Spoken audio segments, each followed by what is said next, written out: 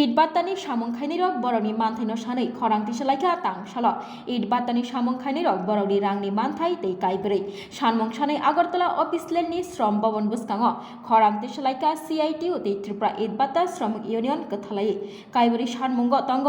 2023 तै 24 बिसिनि इट बात्तानि सामंखाइनि रक ताबुकब बाक्सा बरक रकनि सामंनि रां मानियाखौ आबागै बरकनि मानथाइनो रुनानि मानिया रकनो रां रुनानि सानमं सलायखा तै it बात्ता सामung tangnai rokni samungni hisab पत्र रक जतन वार्क डिपार्टमेंटनि दागिफांनि मानजाक मंबाय हिसाब खालायनानि नांनाय हनै सानमंति सलायखा तै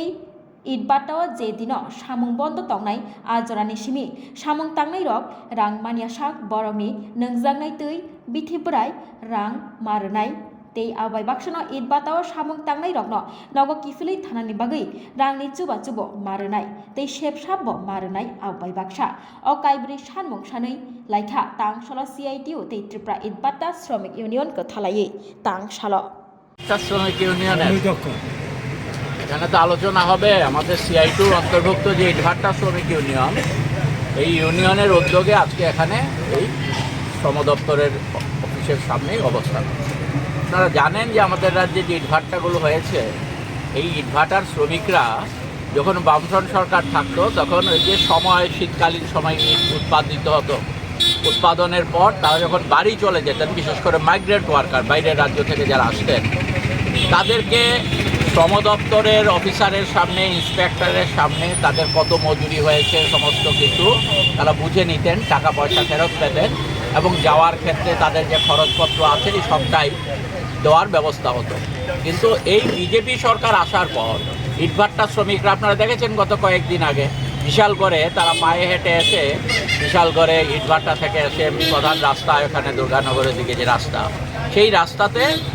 অবস্থান করছেন। কেন? তারা মজুরি পাননি। এরকম একটা ইটভাটা নয়, সারা ত্রিপুরা রাজ্যের অসংখ্য ইটভাটা আছে যেখানে শ্রমিকরা মজুরি পাচ্ছে।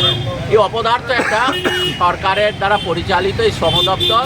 শ্রমিকদের জন্য কোনো কাজ তাদের নেই, নামে শ্রম দপ্তর কিন্তু শ্রমিকদের জন্য কোনো কাজ তারা করছে না। তার জন্য আমরা আজকে সুনির্দিষ্টভাবে দাবি করছি যারা কাজ শেষ করেছেন তাদের অবিলম্বে মজুরি দিয়ে দিতে হবে এবং মজুরি দেওয়ার ক্ষেত্রে শ্রম দপ্তর অফিসারদের সামনে মজুরির যাতে মীমাংসা হয় এবং তারা এই কতদিন কাজ শেষ হওয়ার পরে এই যে কতদিন তাদের থাকতে হলো মজুরি না পাওয়ার ফলে সেই সময়কার তাদের খোরাকির খরচ এবং